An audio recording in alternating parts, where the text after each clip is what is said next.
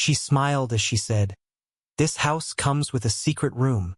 I didn't know then that she was about to unlock more than just a door.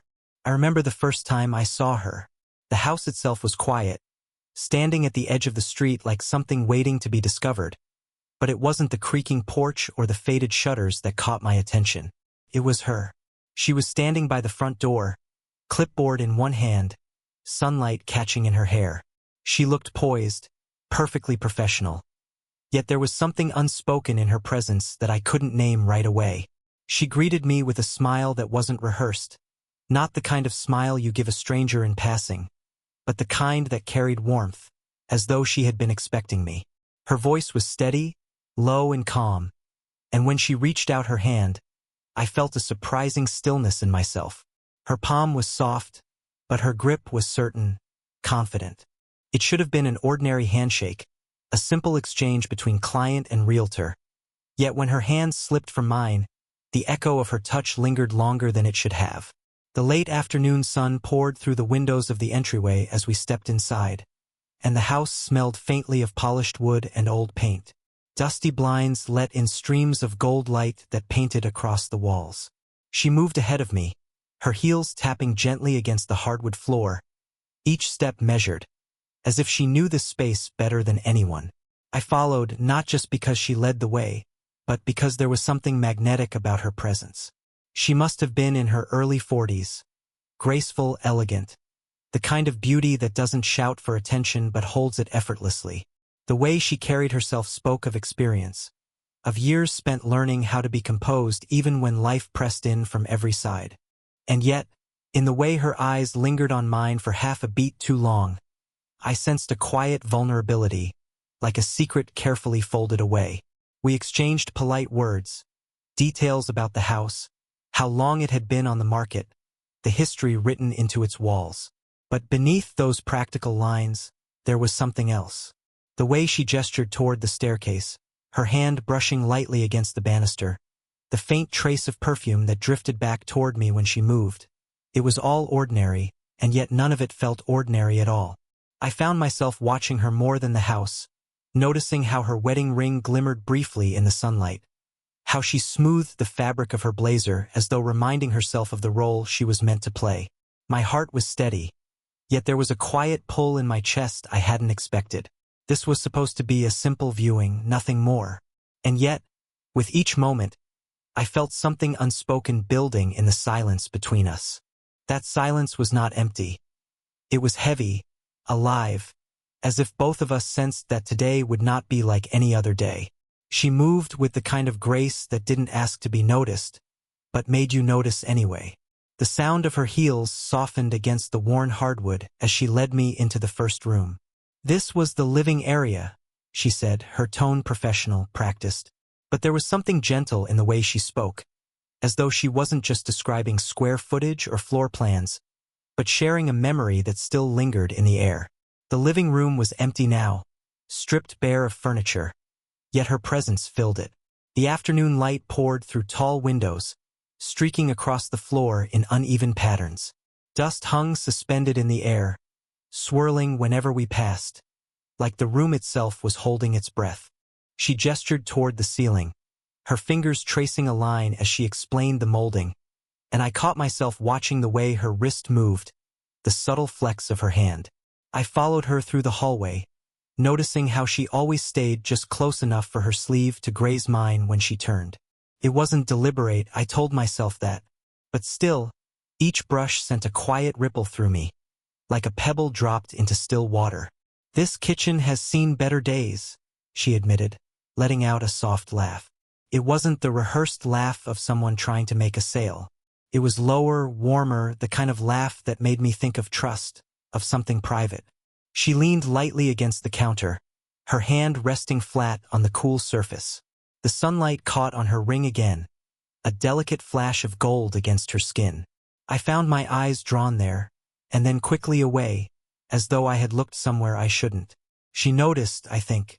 For just a moment, her gaze lingered on me with a softness I hadn't felt before, like she was measuring what I saw in her.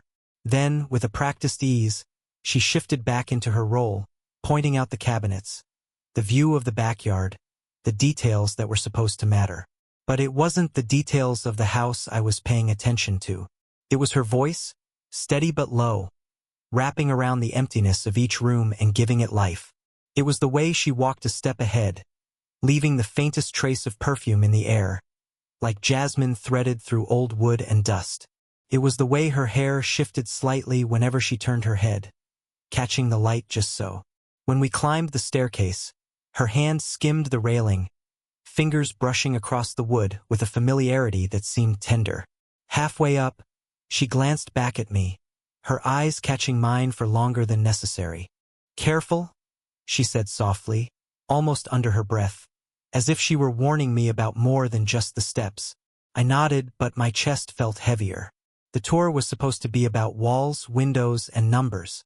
Instead, it felt like every room we stepped into was quietly folding us closer together, one breath, one glance at a time. By the time we had walked through the last bedroom and down the hallway, I thought the tour was over. She had given every detail with the same gentle certainty. Square footage, repairs needed, little things only an experienced eye would notice. But then, as we returned toward the staircase, her steps slowed. She stopped near the wall, her hand hesitating just above the wooden paneling as if she were debating something. Her silence stretched long enough that I almost spoke. Then she turned her head, her eyes finding mine with a trace of hesitation I hadn't seen before.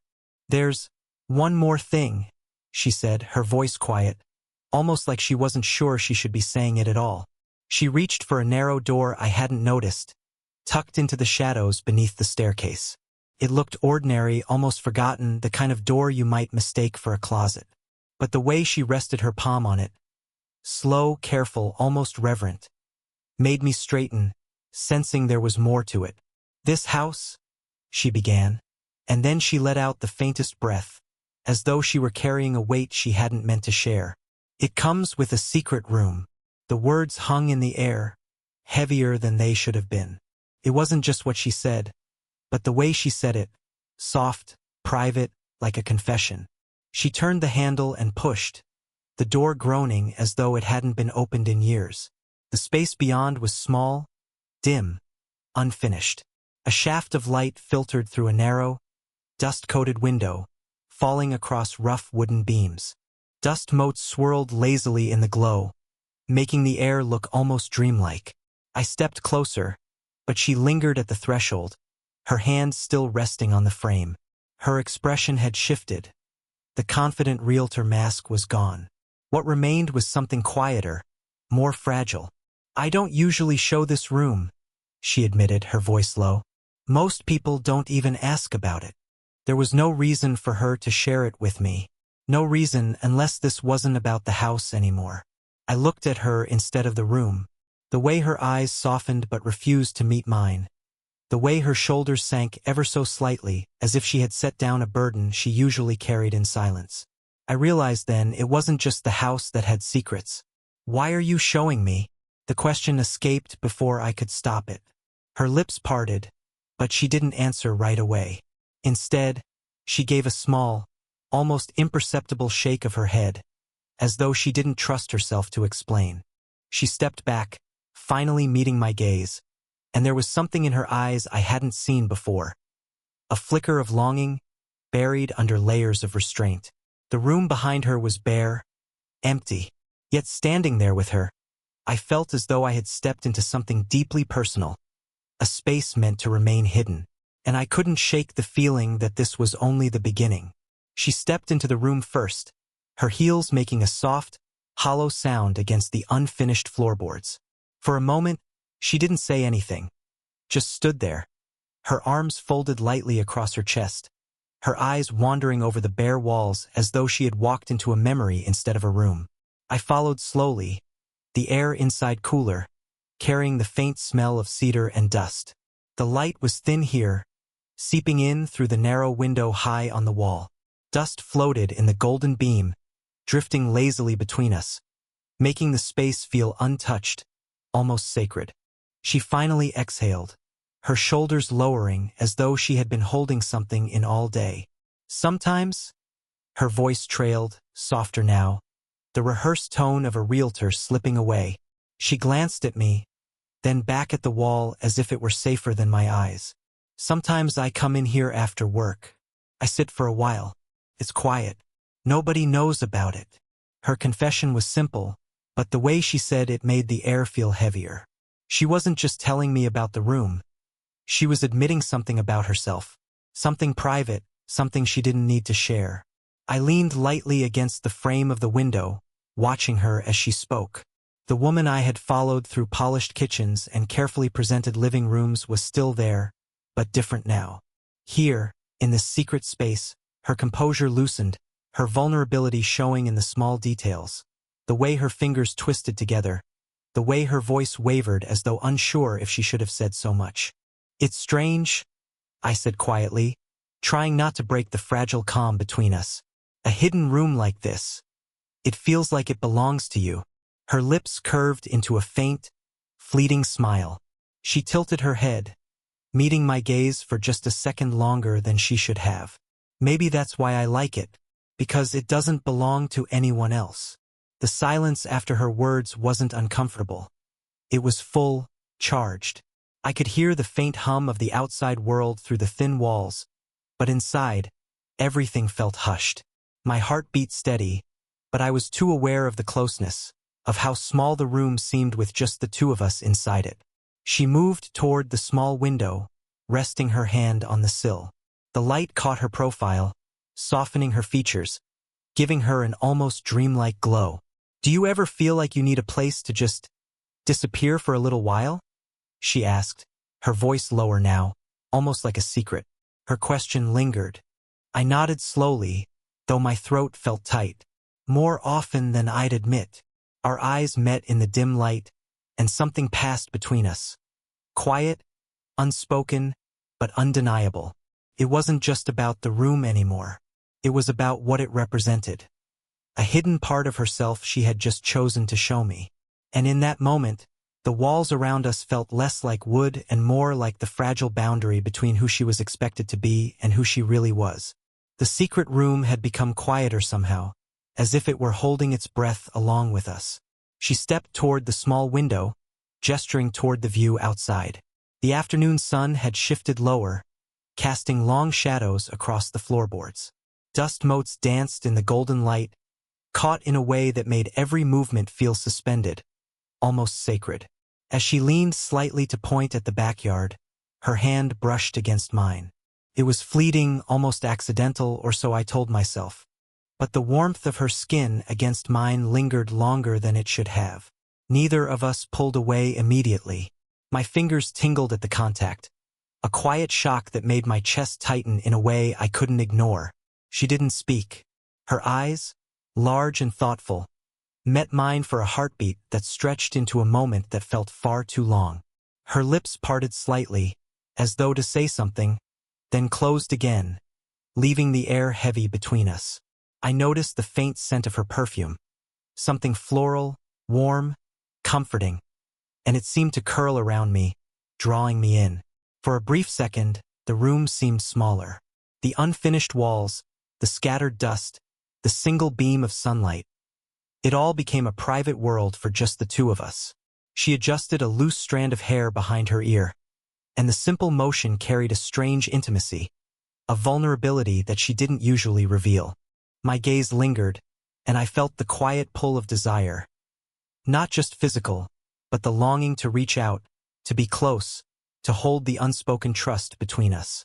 Her hand had moved slightly, brushing over the edge of mine again, softer this time, like a tentative question. I didn't pull away. Instead, I let my fingers lightly rest against hers, a ghost of contact that sent a jolt through both of us. She inhaled softly, a breath I could feel more than hear, and for a moment, words were unnecessary. She finally stepped back a little, the tension lingering even as she tried to retreat into casual composure. Her eyes flicked down at our hands, then back up to mine. There was an unspoken acknowledgement between us, a silent admission that this moment, this brush of skin, this held breath, meant more than either of us could put into words. The room felt charged, the golden sunlight catching on the edges of her hair, illuminating her face in soft warmth. Every detail, the faint tremor in her fingertips, the way her chest rose and fell, the quiet steadiness in her gaze, made it impossible to think of her as just the realtor showing a house. Finally, she let out a small, almost shy laugh, and it broke the intensity just enough for both of us to breathe again. "I should probably show you the rest of the house," she murmured, but the smile in her eyes betrayed her words. The silence after was full, heavy with what neither of us dared to name aloud. And in that small, sunlit room, with dust floating like tiny stars around us, I realized that this moment, the briefest, gentlest touch, had changed everything. It wasn't just the house that held secrets anymore. The secret room had a quiet stillness, the kind that made every sound, every heartbeat, every small movement, feel amplified. She moved toward the window again, her fingers tracing the sill absently. I could see her shoulders tense and relax, a rhythm I hadn't noticed before. The sunlight cast long lines across her face, highlighting the slight furrow in her brow, the softness in her eyes. "I don't usually feel this way showing homes," she admitted, her voice low, almost fragile. It wasn't the practiced, professional tone from earlier. It was closer, more honest, stripped of any pretense. She looked down at her hands, twisting her wedding ring between her fingers. There was a pause, a hesitation, as though she were measuring whether she could trust me with the truth she hadn't said out loud in years. I stayed quiet, just watching her, sensing the vulnerability she was revealing. The age difference, her life experience, her quiet strength, didn't feel like a barrier here. Instead, it made her openness more precious, more intimate. I could see the tension in her posture, the way her chest rose and fell with controlled breaths, the faint quiver in her fingertips. "My marriage, it's been steady, yes, comfortable, but sometimes I feel invisible, like I'm living in a routine that was supposed to keep me safe, but it doesn't leave any room for me," she continued, her voice almost breaking. She lifted her eyes, meeting mine, searching for a reaction, for a hint that I understood. I did. My chest tightened with empathy, my hand itching to reach for hers, to offer the steadiness she seemed to crave. "You don't have to say anything," she added softly, almost as if she could sense my thoughts. Sometimes I wonder what I've been holding on to, and if I've been too afraid to let it go." Her confession hung in the room, weighted and delicate. I noticed the subtle tremor in her jaw as she spoke, the way her eyes glimmered as though caught between relief and fear. The faint scent of her perfume had grown warmer with proximity, mingling with the subtle notes of cedar and dust in the air.